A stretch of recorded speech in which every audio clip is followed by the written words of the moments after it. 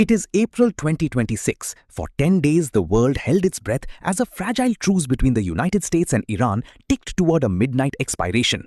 Global oil prices were poised to explode, and military fleets were already maneuvering for a strike. Then, with hours to spare, President Trump took to Truth Social.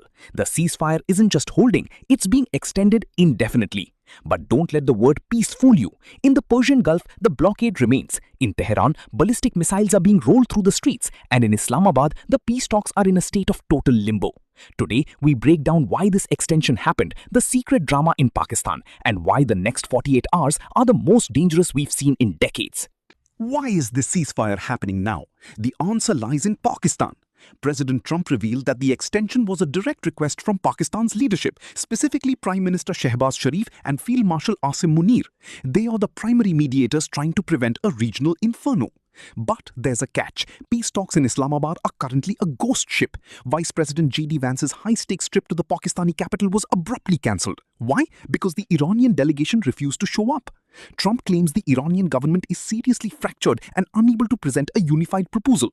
On the other side, Tehran's foreign ministry spokesperson Ismail Baghai says they aren't indecisive. They're just tired of what they call contradictory messages from Washington.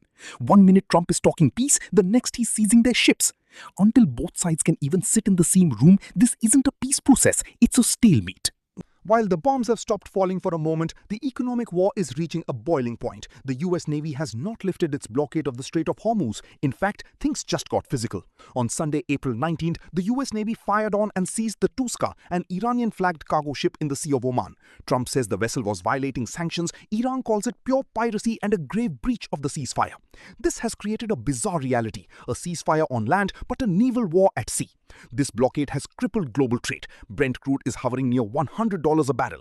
India's Defense Minister Rajnath Singh recently warned that this isn't just a Middle Eastern problem, it's a stark reality for India's economic stability. Over 2,000 ships and 20,000 mariners are currently stranded or rerouting. The world is paying for this limbo every time they fill up their gas tanks. Don't mistake Iran's absence from the negotiating table for weakness. Late last night in Tehran, the IRGC held massive rallies. They didn't just bring people, they brought a Qadr ballistic missile on a mobile launcher. This is the same type of missile used to rain cluster munitions on Israel earlier in this conflict. Iran's chief negotiator Mohammad Bakr Khalibaf issued a chilling warning. Tehran has new cards on the battlefield that haven't been revealed yet.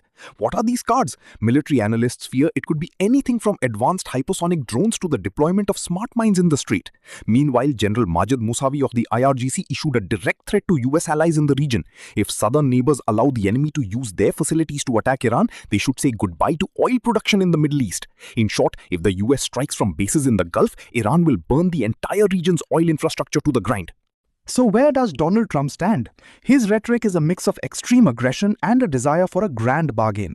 Before the extension, he warned that lots of bombs would start going off if an agreement wasn't reached. But he also believes he can pull off the ultimate deal. The US demand is simple.